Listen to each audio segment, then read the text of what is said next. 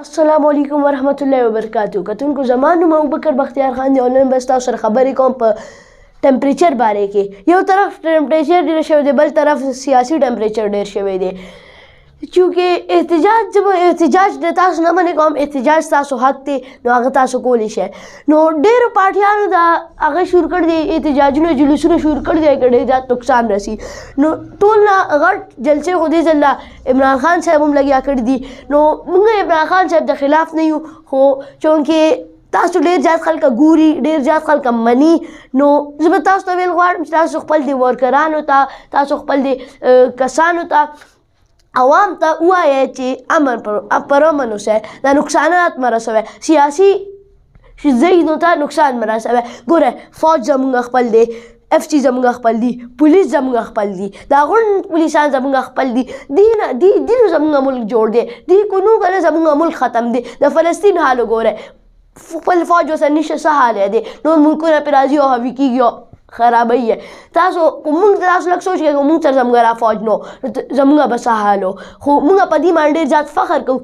نو تاسو دې ته نقصان مه رسوئ، چونکې ټیکسونه موږ ورکوو، نو نقصان هم زموږ کېږي. نو تاسو چې څومره خرابوي دي نو هومره نقصان کېږي. بل چې تاسو دا جلسې جلوسونه کوئ دومره غټې غټې، او بیا په دې کې دا مینجمنټ هم سم ني، نو په دې کې دا خلک ګندونه پرېږدي په ځایونو کې، او کوم څه دومره غټه جلسه او بیا په منځ کې هغه ځای ګنده شي. زه به تاسو غونډ چې څوک د پارټیانو مشران ما ګوري، هغې ته خو بیا ټوله پیل زه ډېر احترام سره سلامونه ویل غواړم، او تاسو ته ویل غواړم چې مینجمنټ لږ بیا سم کړئ او خپل دا ګندونه مندونه پاک کړئ. کو نه خپل عوام ځان سره راټول کړئ او دا ګندونه پاک کړئ.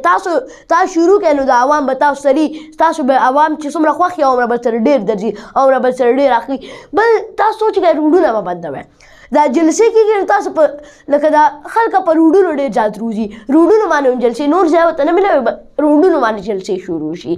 نو په روډونو جلسې مه کوئ، ځکه تاسو لږ د پولیس نه هغه امبولانس مثال به والو. امبولانس کې چې یو مریض ناست شي، ډېر هارډ ټایم نه ګزرېږي، ډېر زیات خراب وي که نه، حالت یې خراب وي، او هغې کې بیا تاسو روډونه بند کړي. او چې ورته وي مریض دی، او مریض دی، خلک به یې نه پرېږدي، جلسه ده، ول د پلانکي جلسه ده، ول د پلانکي جلسه ده.